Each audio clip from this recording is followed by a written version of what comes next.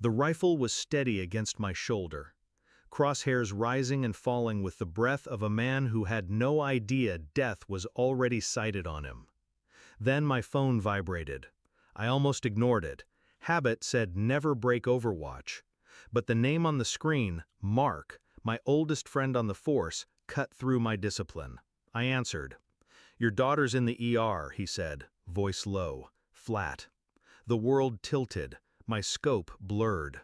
"Your wife's lover put her there. Doctors say it's a miracle she's alive." For a moment, no sound, just the hammering of blood behind my eyes. Mark's voice dropped further.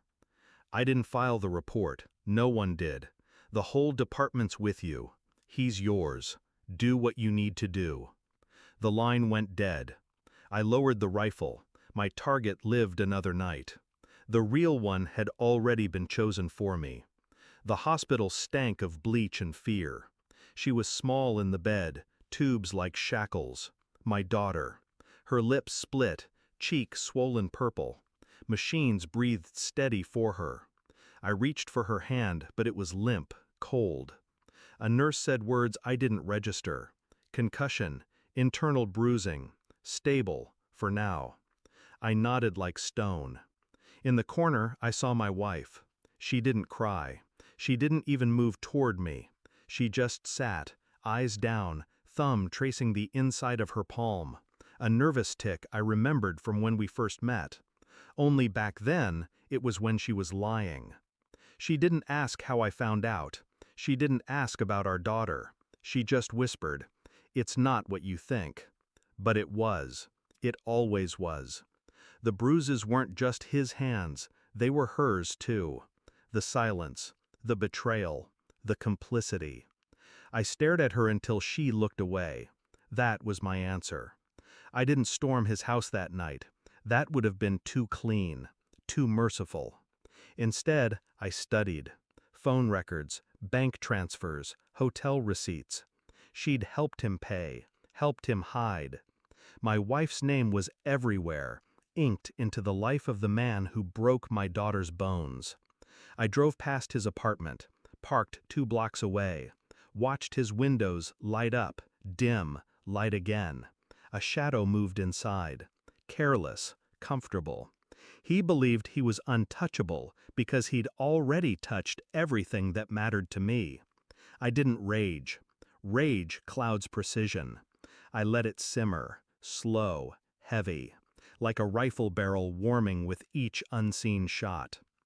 Back at home, she tried to talk. "Please, it's over." I told him it's over. I listened. And in her voice, I heard not regret, but fear. Fear of what I knew. Fear of how quiet I was. I smiled once, brief, enough to let her wonder what I had planned. She didn't sleep that night. I did, because hunters rest before dawn. The detective dropped a folder onto my kitchen table. No words, just weight. Inside, photographs. My daughter on the gurney. The handprint on her neck. The fracture lines in black and white. And then, another photo. Security footage. My wife's car outside his apartment. 2 nights before the hospital. Her climbing out, carrying groceries inside. She wasn't just complicit. She was building a home with him while mine bled on a hospital floor. I sat across from her at dinner, the folder between us. She opened it. Her fork slipped from her hand. The clatter echoed. "It's not," she started. I leaned forward. "Stop." Her mouth snapped shut. Tears pooled. But I didn't feel satisfaction, only confirmation. The final line drawn. I told her we were going for a drive. She didn't argue. We stopped outside his apartment. She knew before I spoke. "You're going up," I said. She shook her head, pale. "No, please." Up. The word cut like a trigger pulled. She climbed the stairs. I followed, silent. She knocked.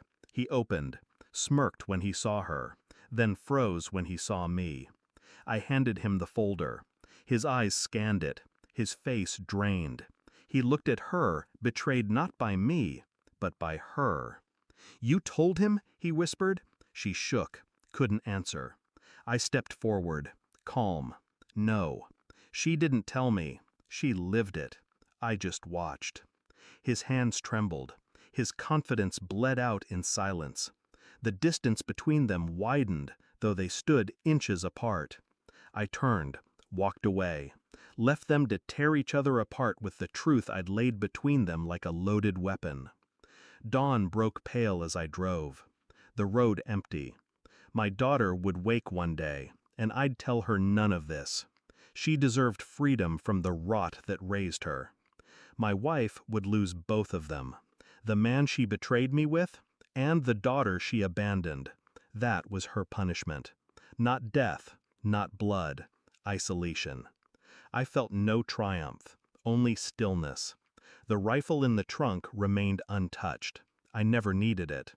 The shot had already been fired, quiet, unseen, the moment I chose silence over rage. They were already bleeding, not from wounds, from truth. I gripped the wheel tighter, exhaled once. The city faded behind me. Sometimes the cleanest kill is leaving them alive, with nothing but the wreckage they built for themselves.